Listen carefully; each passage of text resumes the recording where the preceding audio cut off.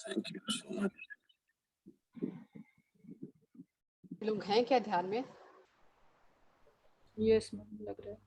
लग रहा भी है। अनम्यूट नहीं कर पाएंगे लोग, तो हम लोग स्टार्ट कर सकते हैं नेक्स्ट सेशन। हाँ ठीक है, इंदु जी आपका स्वागत है। आप आए और हमें गीता तो चतुर्थ अध्याय आज शुरू होगा, उसका पहला श्लोक कोई अगर पढ़ना चाहता है तो पढ़ सकता है। हैंड रेज कर दे। स्वागत है, आगे आए। की आवाज नहीं आ रही इंदु मैम, आपको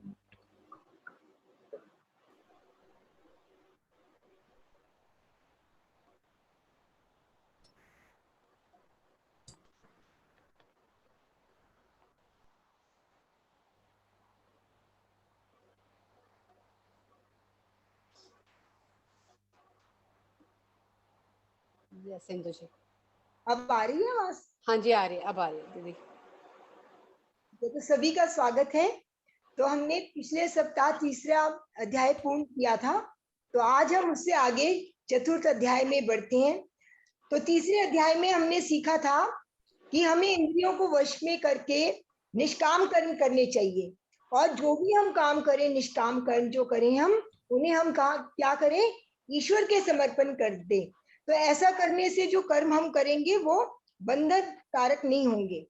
तो ये हम इसके बाद हम ये चौथा अध्याय प्रारंभ करते हैं। श्री परमात्मने नमः। अथ चतुर्थो अध्याय ज्ञान विभाग योग। इस अध्याय का नाम ज्ञान विभाग योग है। तो इसका प्रथम श्लोक में ही श्री भगवान का वाच है।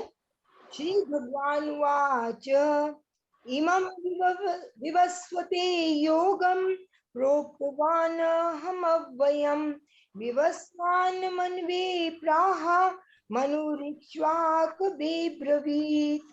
तो भगवान यहाँ पर कह रहे हैं कि मोक्ष प्राप्ति के जो आसान साधन है निष्काम कर्म योग, उसका उपदेश मैंने तुमको पहले दे दिया है। तो निष्काम कर्म का उपदेश मैंने सर्वप्रथम विवस्वान को किया। राजा विवस्वान ने अपने पुत्र मनु और मनु ने अपने पुत्र इक्ष्वाकु को दिया। विवस्वान जो है उसका एक अर्थ सूर्य भी होता है। तो विवस्वान कौन है, पहले हम ये समझे।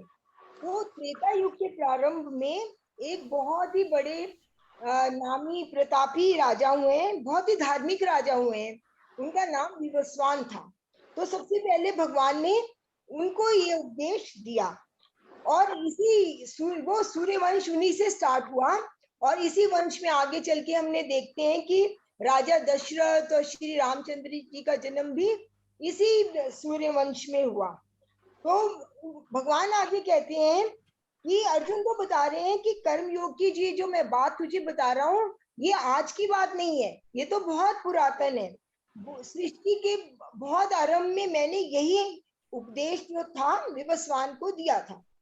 और ये भी बता रहे हैं कि जो जितने भी ये राजा हुए हैं जिनका नाम यहाँ पे लिया जा रहा है, विवस्वान, मनु, इक्ष्वाकु, ये जो थे सारे ही जो राजा थे गृहस्थ थे, और गृहस्थ आश्रम में रहते हुए भी उन्होंने अपनी कामनाओं का नाश किया और अपनी प्रजा की बहुत अच्छे से सेवा करी, बहुत अच्छे से उनकी रक्षा करी। हर एक उनको कोई सुख सुविधा, हमने पहले के राजाओं में यही देखते हैं ना, वो प्रजा को अपने संतान से भी ज्यादा उनकी रक्षा करते थे, उनकी हर सुख सुविधा का ध्यान रखते थे। तो ये सब जब हम करते हैं, दूसरों के लिए हम जो निष्काम कर्म करते हैं, उससे हमको क्या होता है, परमात्म तत्व की प्राप्ति होती है।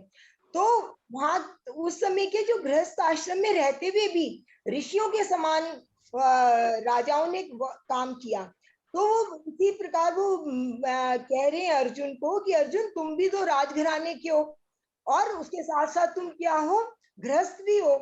तो जिस तरह वो राजाओं ने अपने कर्म करते हुए परम तत्व को प्राप्त किया, अपनी कामनाओं का नाश करके अपना कर्म को नहीं त्यागा, उसी तरह तुम्हारे लिए भी क्या है कि तुम अपने कर्तव्य का पालन करो। तुम्हारे लिए कर्तव्य का पालन करना ही ठीक है। क्योंकि बार बार मेन जो पर्पस है भगवान का वो क्या है कि अर्जुन को प्रेरित कर रहे हैं ना कि युद्ध कर, अपने कर्म को नहीं त्याग। तो उसी के संदर्भ में वो बार बार ऐसी बातें अर्जुन को बता रहे हैं। तो ये अगला श्लोक आता है इसमें, एवं परंपरा प्राप्तम इमं राजर्षयो विदु सकाले नेह महता योगो नष्ट परंतप। तो यहाँ पर अब एक नाम अर्जुन का परंतप आया है, तो हम ये नामों की भी व्याख्या साथ साथ कर रहे हैं थोड़ी थोड़ी। तो परंतप इसलिए कहा गया है कि जो अर्जुन था बड़ा ही पराक्रमी था और अपनी शक्ति से वो किसी भी शत्रुओं पर विजय प्राप्त करने से सामर्थ था, इसीलिए भगवान उसको परंतप कह रहे हैं कि उसमें इतनी शक्तिवान है, मतलब उसको मोटिवेट कर रहे हैं कि तू तो इतना शक्तिवान है, इतना पराक्रमी है। तो आगे भगवान कह रहे हैं कि विवस्वान, मनु, इक्ष्वाकु आदि राजाओं ने कर्म योग को जानकर उस पर आचरण किया और प्रजा से भी वैसा ही उन्होंने आचरण करवाया। इस प्रकार राजे ऋषियों में यह परंपरा चलती रही। पर कोई भी ज्ञान जो होता है कुछ समय के बाद क्या होता है, उसमें मिलावट आ जाती है। कोई भी ज्ञान, हम कोई ज्ञान की बात करते हैं, कोई दूसरा सुनता है, तीसरा सुनता है, या कोई भी हम कार्य करें तो जब तक एंड में पहुंचते हैं तब तक वो बात नहीं रहती जो कि शुरू हुई थी। तो यही कह रहे हैं कि प्रथम ज्ञान से उसमें जब अंतर आ जाता है, इसीलिए बहुत समय बीत जाने से यह भी जो ज्ञान था ये पृथ्वी पर लुप्त सा हो गया है, खो सा गया है। तो वास्तव में देखा जाए तो कर्म योग में कर्म तो लुप्त नहीं हुए, लेकिन योग लुप्त हो गया। कैसे कि कर्म तो सदैव संसार के लिए होते हैं और जो योग हम करते हैं, जो भी हम करते हैं अपने लिए, तो वो हम अपने लिए करते हैं। योग सदा अपने लिए होता है। योग करने के लिए क्या है, हमको कर्म करना नहीं पड़ता, वे स्वधर्म का पालन करते करते स्वतः ही हो जाता है। वो मनुष्य निस्वार्थ भाव से दूसरे, जो हमको ये मनुष्य शरीर मिला है वो किस लिए मिला है कि निस्वार्थ भाव से हम दूसरों की रक्षा करें। लेकिन आज क्या हो गया है, सेवा का भाव भूलकर मनुष्य जो है भोगों में लिप्त हो गया है, स्वार्थी हो गया है। तो ये ही जो है ये कर्म योग का छिपना है। कर्म तो नहीं छिपे, लेकिन कर्म योग जो है वो छिप गया है। तो यही ज्ञान जो पहले के समय में बहुत ज्ञान था, सभी ज्ञानी थे, वो धीरे धीरे क्या हो गया, वो ज्ञान जो हो गया वो लुप्त का प्राय हो गया है। तो फिर आगे भगवान कहते हैं, उसको सखा के रूप में उसको संबोधन करते हैं, वायम मया तेद्य योगा प्रोक्ता पुरातना भक्तोसी में सखा चेति रहस्यम हेदुत्तमम। तो भगवान यहाँ पे सखा कह रहे हैं क्योंकि अर्जुन तो भगवान को हमेशा से एक सखा के रूप में ही मानते रहे और संबोधन भी करते रहे। तो भगवान भी अर्जुन को इस समय सखा के रूप में ही संबोधन कर रहे हैं। तो ये कह रहे हैं कि एक तो तुम व्यवहारिक रूप से मेरे मित्र ही हो, और मित्र का कल्याण करना क्या होता है, सच्चे मित्र का काम होता है कि वो मित्र का हमेशा उसको अच्छी बातें ही बताता है। और फिर कह रहे हैं कि तुम अब तो तुम मेरे शरणागत भक्त भी बन गए हो, क्योंकि हमने दूसरे अध्याय में देखा था ना कि जब अर्जुन ने शरणागति स्वीकार करी उसके बाद ही भगवान ने उपदेश देना शुरू किया, उससे पहले उपदेश देना शुरू नहीं किया। तो वैसे भी संसार में हम देखते हैं, जब भी हम किसी गुरु के प्रति हम श्रद्धा रखते हैं, शरणागत हो जाते हैं, दृढ़ विश्वास रखते हैं, तभी हमको गुरु भी उपदेश देते हैं और उस उपदेश का हमारे अंदर तक हमारे वो उपदेश जाता है। तो इसीलिए वो कह रहे हैं कि अब इसलिए जो मैं कल्याण का उपदेश है वो मैं तुम्हें दे रहा हूँ, क्योंकि तुम मेरे मित्र तो हो ही, लेकिन अब तुम मेरे शरणागत भी हो गए हो और तुम्हारा कल्याण करना क्या है, मेरा धर्म भी हो गया है। तो वो कह रहे हैं कि अब मैं जो तुम्हें उपदेश दे रहा हूँ वो बहुत पुराना है और रहस्य में भी है और गुप्त रखने के योग्य भी है। तो भगवान अर्जुन के सामने पहली बार क्या है, अपने को प्रकट कर रहे हैं। पहले तो अपने को क्या कहते थे, उसका सखा ही मानते थे, उपदेश के रूप में, गुरु के रूप में उसके सामने नहीं आए थे। तो अब वो कह रहे कि ये बात तो जो थी पहले तो छिपी हुई थी और ये मैंने अब तेरे सामने रहस्य प्रकट कर दिया है कि मैं चलो तुम्हारे को बहुत गुह्यतम, जो बहुत ही गूढ़ उपदेश है वो मैं अब तुम्हें दूंगा। और दूसरी बात एक ये भी है यहाँ पर कि जो कर्म योग है वो भी एक बहुत रहस्यमय है। कैसे? क्योंकि जिन कर्मों से कोई भी जीव बंध जाता है, उन्हीं कर्मों से उसकी मुक्ति भी संभव है। क्योंकि कर्म जो भी हम करते हैं, अगर हमारे वो संसार के प्रति हैं और इच्छाओं से हमारे लिप्त है, तो वही कर्म क्या है? बंधन कारक है। और अगर हम निष्काम कर्म कर रहे हैं, तो उसी के द्वारा हमारी क्या है? हम फल में आसक्ति नहीं रख रहे, तो वही कर्म क्या है? उसी से हमारी मुक्ति भी संभव है। तो यही यहाँ पर वो भगवान बता रहे हैं। तो अगले श्लोक में अर्जुन जो है, वो अर्जुन को जिज्ञासा बढ़ रही है कि भगवान यहाँ पे कह रहे हैं कि सृष्टि के आरंभ में मैंने उपदेश उन राजाओं को उपदेश दिया था और अब मैं तुम्हें दे रहा हूँ। तो उसकी स्वाभाविक ही है जिज्ञासा, क्या कि मेरे सामने तो आप बैठे हैं, फिर आप इतनी दिन पहले आपने उपदेश कैसे दिया? तो इस श्लोक में अर्जुन जो है अपनी जिज्ञासा पूर्वक शांत करने के लिए जो है भगवान से प्रश्न कर रहा है। अर्जुन उवाच अपरं भवतो जन्म परम जन्म विवस्वता कथमेत द्विजानीयाम त्वमाद्वौ प्रोक्तवानिता। तो अर्जुन पूछ रहा है, कह रहा है आपका जन्म तो उत्तर काल में श्री वसुदेव जी के घर में हुआ, ये तो हम सभी जानते हैं। और विवस्वान का जन्म जो था वो सृष्टि के आरंभ में हुआ। अतः मैं ये कैसे मान लूं कि जो उपदेश आपने उसको तब दिया था, आप मुझे इस जन्म में दे रहे हैं? ये समझना तो बहुत कठिन है। क्योंकि अगर कोई हमारे सामने बैठा है और कह रहा है कि हमने बहुत पहले हमने ये बात तुमको कही थी या किसी को बताई थी, तो हम कैसे मान लें? तो वो यही जिज्ञासा को शांत करने के लिए वो कह रहे हैं कि कृपया आप मेरी इस जिज्ञासा को शांत करें और जो सत्य है वो मुझे बताएं। तो अगले श्लोक में भगवान अर्जुन की शंका का समाधान कर रहे हैं। समाधान करते हुए कहते हैं,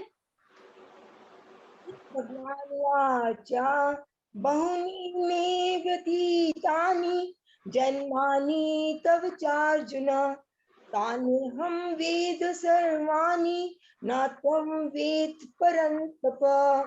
तो कह रहे कि हे अर्जुन, तुम्हें ऐसा लग रहा है कि मैंने अभी जन्म लिया है, तो ऐसी बात नहीं है। तुम्हारे और मेरे जो है वो बहुत से जन्म हो चुके हैं। क्योंकि अब हमको वैसे भी पता चल गया है ना, कितने जन्म हम रोज यही सुनते हैं कि हमारे बहुत से जन्म हो चुके हैं। तो वो कह रहे हैं कि उन सबका ज्ञान मुझे तो है, परंतु तुम्हें नहीं है। तो मनुष्यों की तरह अर्जुन को भी क्या था कि उसी जन्म के बारे में पता था। तो भगवान अपनी सर्वज्ञता यहाँ पर बता रहे हैं कि उन्हें सभी पूर्व जन्मों का ज्ञान है, लेकिन मनुष्यों को जैसे साधारण मनुष्य की तरह अर्जुन को अपने किसी पूर्व जन्म का ध्यान नहीं है, नहीं पता है। तो संसार में भी हम देखते हैं कि कईयों को कई ऐसे संयोग होते हैं कि पता, कई लोगों को पूर्व जन्मों का ज्ञान होता है। तो एक तो होता है कि कुछ हम देखते हैं कि कुछ लोगों को अपने पूर्व जन्म का थोड़ा सा ध्यान हो जाता है, चाहे वो बाद में भूल भी जाते हैं, लेकिन बचपन के समय कईयों को अपने पूर्व जन्म का ध्यान रहता है। तो ऐसे लोगों को जाति स्मर कहा जाता है। तो जाति स्मर जो होते हैं उनको ये जन्म लेके अपने पूर्व जन्म का पता होता है कि फलाने गांव में या शहर में मैं हुआ था, मेरे माता पिता ये थे, हमारा घर ऐसा था, वो सारा उनको स्मरण रहता है। और एक दूसरे होते हैं जिनको कि ज्ञान योगी कहा जाता है। वो कौन होते हैं? जो कि ध्यान के द्वारा, जैसे हम लोग क्या है, सब जो है ज्ञान योगी हैं, तो जिन्होंने की ध्यान की साधना के द्वारा अपने पूर्व जन्मों का ज्ञान प्राप्त कर लिया है। तो हम सब ध्यानियों में भी कई ऐसे ज्ञान योगी हैं जिनको की साधना के द्वारा, ध्यान की साधना के द्वारा अपने पूर्व जन्मों का ज्ञान हो गया है। तो ऐसे जो योगी होते हैं जो साधना के द्वारा पूर्व जन्मों का ज्ञान प्राप्त करते हैं, वो भी अपने सारे जन्मों का ज्ञान प्राप्त नहीं कर पाते, क्योंकि हमारे तो कोई लिमिटेड तो हमको पता नहीं है, बहुत जन्म हो चुके हैं। तो इतने जन्मों का ज्ञान प्राप्त करना तो बहुत मुश्किल है। तो लेकिन जो भगवान है, भगवान क्या है? भगवान युक्त योगी हैं। भगवान को, उनको जन्मों को जानने के लिए कोई साधना की आवश्यकता नहीं है।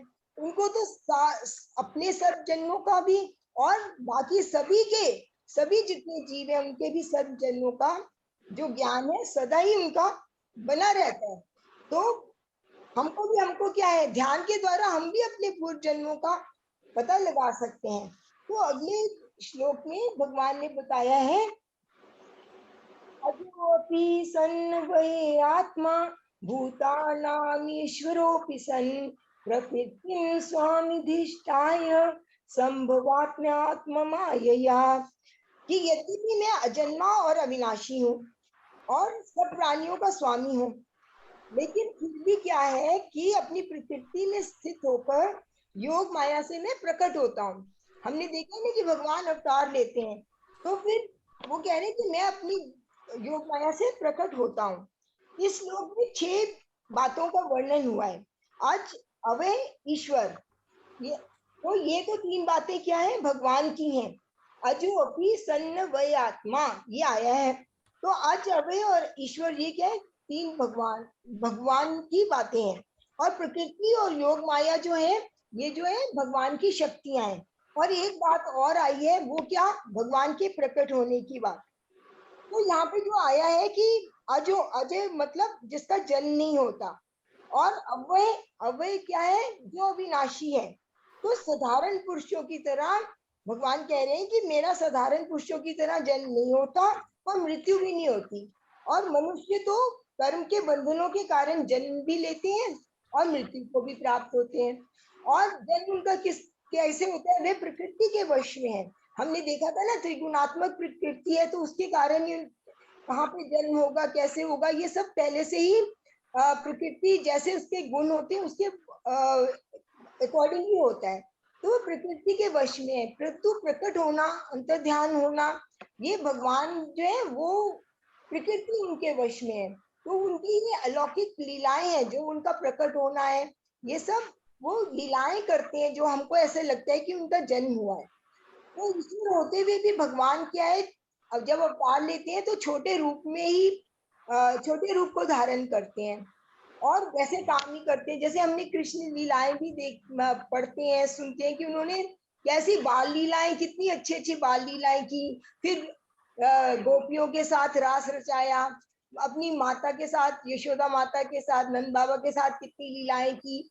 कितने राक्षसों को अपनी लीलाओं के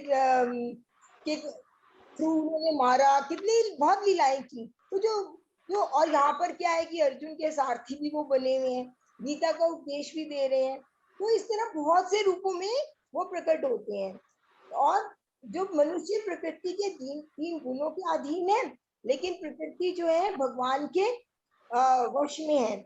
और माया शक्ति के कारण ही हमको ये आभास लगता है, हमको ऐसे लगता है कि भगवान ने जन्म लिया है, शरीर धारण किया है, लेकिन ये भी क्या है, उनकी एक लीला ही होती है। क्यों, संसार में जीवों का उद्धार करने के लिए वो जन्म लेते हैं।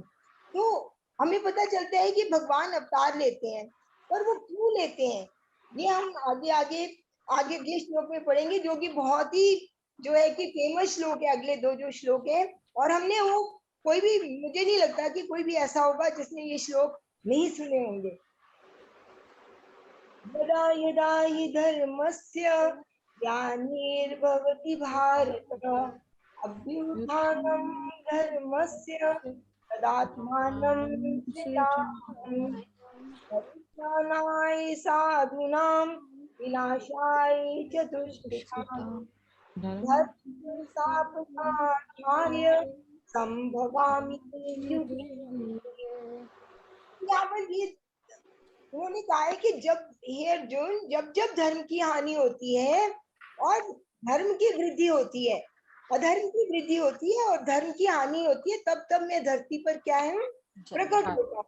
तो यदा यदा, जब जब, भगवान कह रहे हैं कि जब जब मेरी आवश्यकता पड़ती है तब तक मैं अवतार लेता हूँ।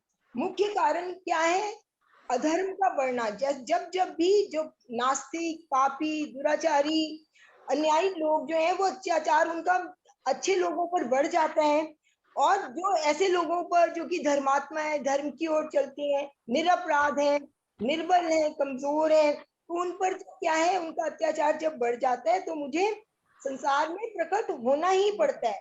तो उस समय भगवान अवतार लेते हैं। तो धर्म की जो होती है, जब धर्म की हानि होती है तो दूसरे लोग जो धार्मिक लोग भी हैं वो भी क्या है कि उनको देख के उनकी भी प्रवृत्ति की होती है, अधर्म की ओर बढ़ जाती है। तो मनुष्यों का पतन होने लगता है। ज्यादा लोग अधर्म की ओर बढ़ते रहेंगे तो क्या होगा, मनुष्य जाति का ही धीरे धीरे पतन होने लगता है। तो उस पतन को रोकने के लिए उनको क्या होता है कि स्वयं अवतार लेना पड़ता है। तो ऐसे समय में क्या है, भगवान कभी तो स्वयं आते हैं, लेकिन जब तक युग, जैसे हमारे युग धर्म भी है, ये युग धर्म अलग एक समय का वो होता है कि सारे युगों के बाद अगला युग आता है। लेकिन जब जब धर्म की ज्यादा क्षय होने लगता है तो भगवान क्या करते हैं, संत महापुरुषों को भी पृथ्वी पर भेजते हैं ताकि वो क्या करें, संसार में उद्धार कर सके। अब हम देख भी रहे हैं हमारे बहुत से जो महात्मा आए हैं, महात्मा बुद्ध, महावीर, ओशो, और अब सबसे हमारे वर्तमान में जो है ब्रह्म ऋषि पत्री जी, ये सब क्या है, ये सब भगवान का ही रूप है। भगवान के रूप में ही वो संसार में अवतरित हो रहे हैं और धर्म की ओर लोगों को चला रहे हैं कि उनका किसी तरह क्या हो जाए, उद्धार हो जाए। तो साधु पुरुषों के द्वारा ही जो होगा, अधर्म का नाश क्या होता है, साधु पुरुषों के द्वारा वो लोगों को प्रेरित करते हैं कि धर्म की तरफ लगे। तो साधु कौन है, पहले तो ये है कि साधु हम किसको कहते हैं, जिनका स्वभाव हमेशा क्या होता है, दूसरों की हित के लिए लगा रहता है, जो धर्म के अनुसार जीवन व्यतीत करते हैं, दूसरों की सेवा करते हैं।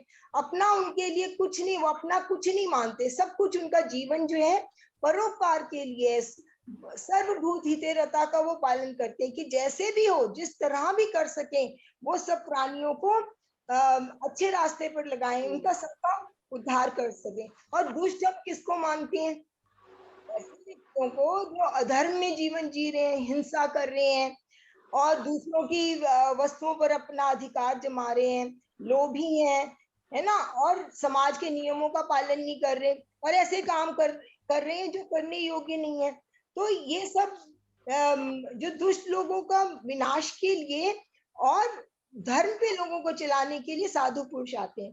अब आगे ये बताया है कि विनाशाय च दुष्कृताम, जब दुष्ट मनुष्य अधर्म का प्रचार करते हैं, धर्म को हानि पहुंचाते हैं, तो उनका विनाश होना आवश्यक है। कभी कभी तो होता है कि अधर्मी है जो उनको धर्म पे चला दो, लेकिन कुछ अधर्मी ऐसे हो जाते हैं जिनका कि विनाश होना बहुत ही आवश्यक हो जाता है। तो जो संत महात्मा होते हैं वो धर्म की रक्षा तो करते हैं, प्रचार भी करते हैं, लेकिन वो क्या है कि उनको नाश नहीं कर सकते। तो उनको ऐसे दुष्ट पुरुषों का नाश करने के लिए भगवान को, जब बहुत ही अति हो जाती है, जब अधर्म बहुत ही ज्यादा बढ़ जाता है, तो ऐसे पुरुषों का नाश करने के लिए भगवान को क्या है, स्वयं आना पड़ता है। तो ऐसे में वो कहते हैं कि मैं इस तरह में धर्म की रक्षा के लिए युग युग में क्या है, मैं प्रकट होता हूँ। तो आगे उन्होंने बताया कि भगवान का जो जन्म है वो कैसे दिव्य है।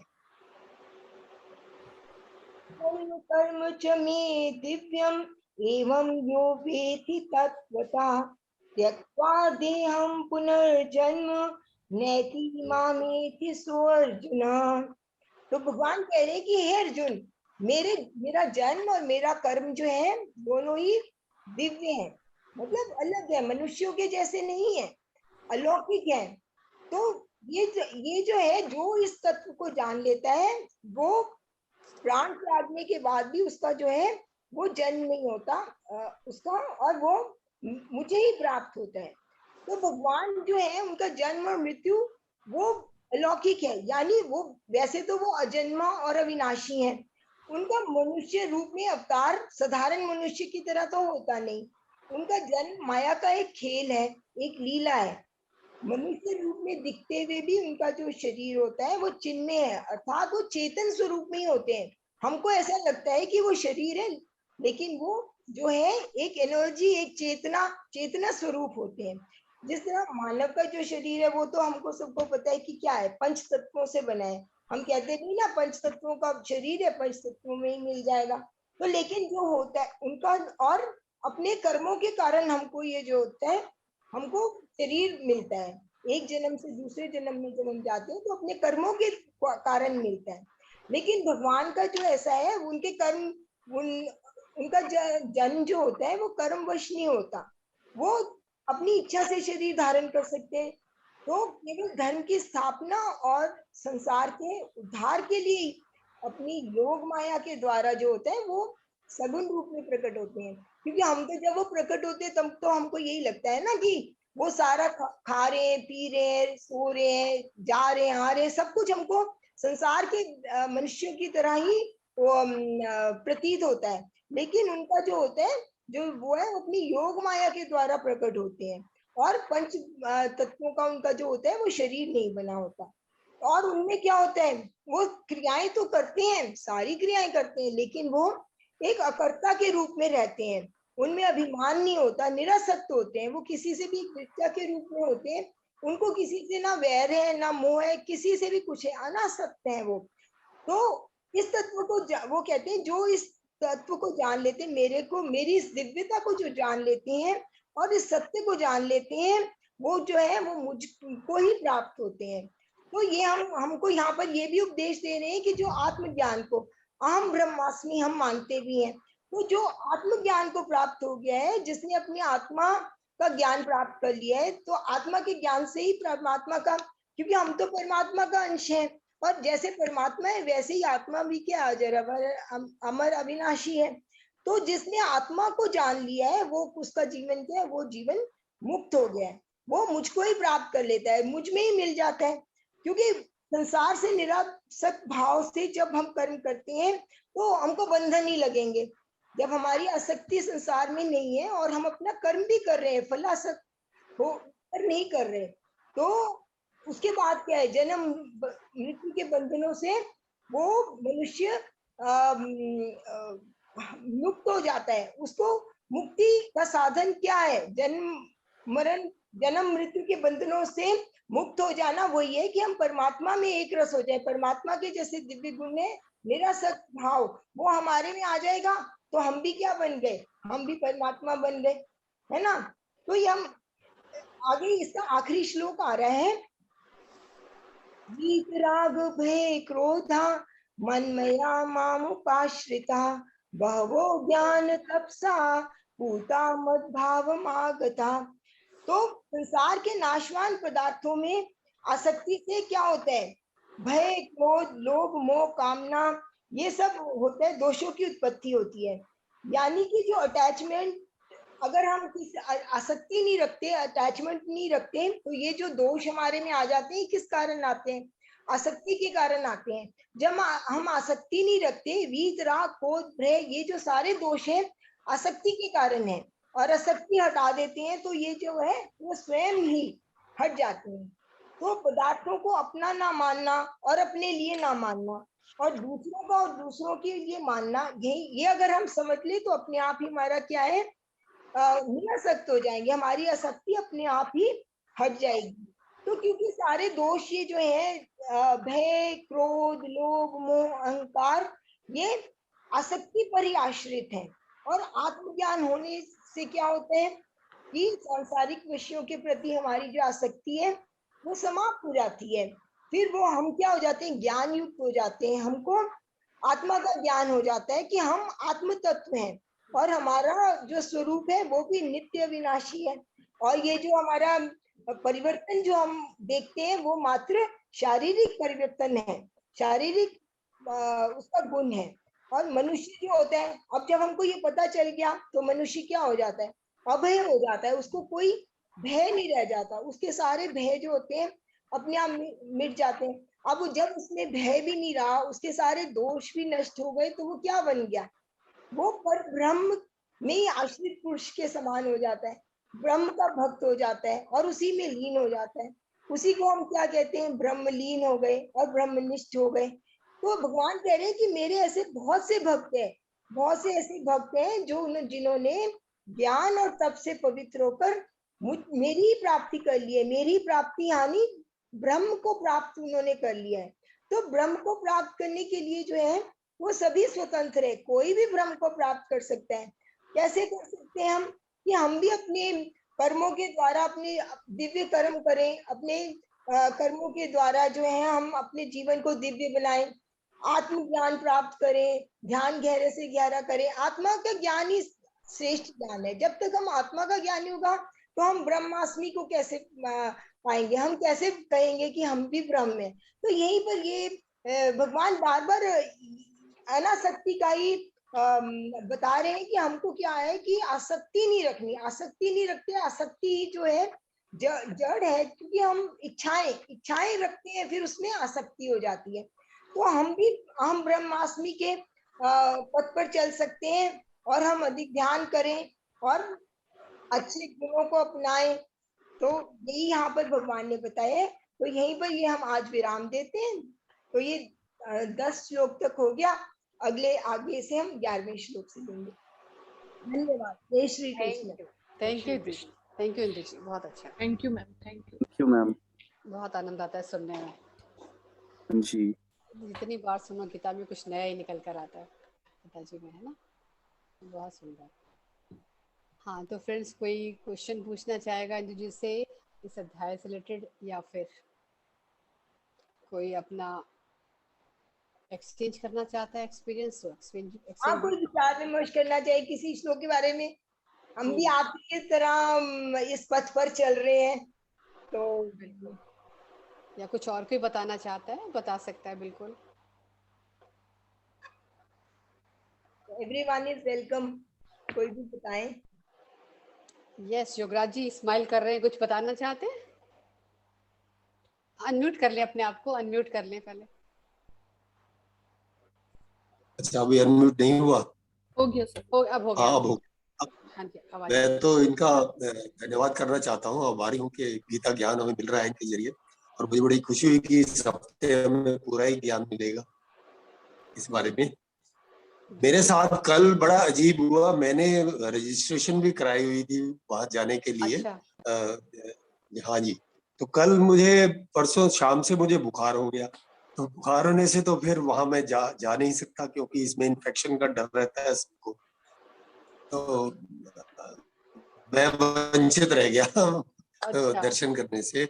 चलिए आगे करो, कभी हमारे किस्मत में होगा तो आगे हो जाएगा। बिल्कुल बिल्कुल होगा। अब बुखार अभी भी है क्या? नहीं, अब मैं ठीक हूँ। मैं थोड़ा हुआ 99 हुआ उसके बाद में, लेकिन इन्फेक्शन तो इन्फेक्शन ही होती है।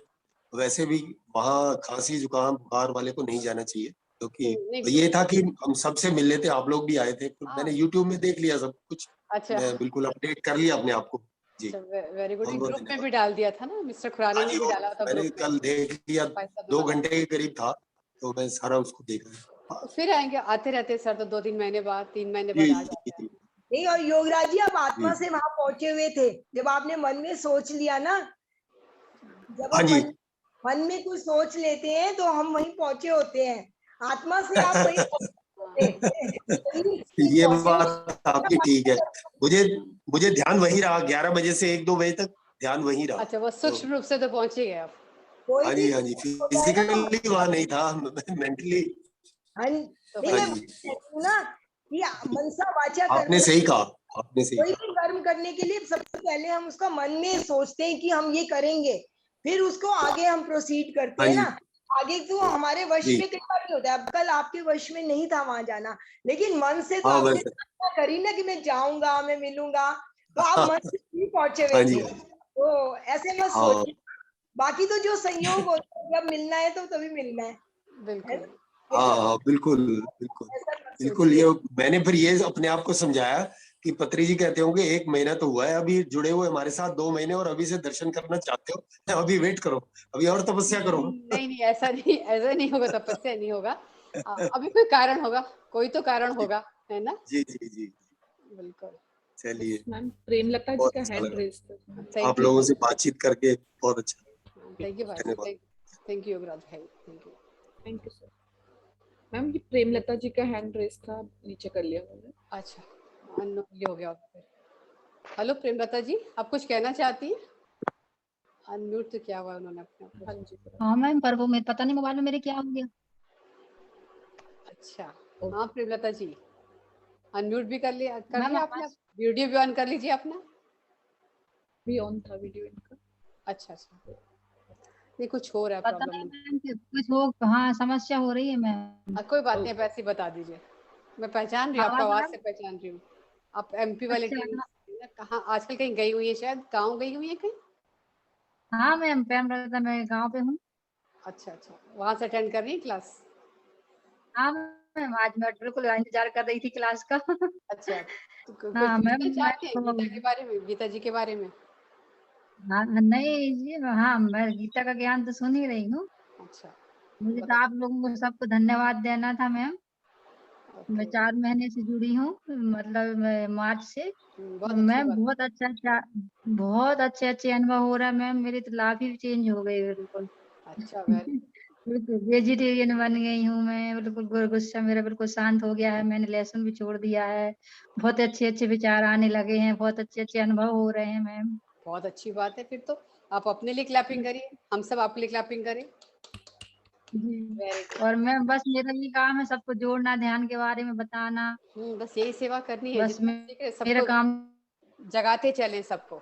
जोत से जोत जलानी है ये, आपकी जल गई है, औरों की जी। जलानी। हम्म,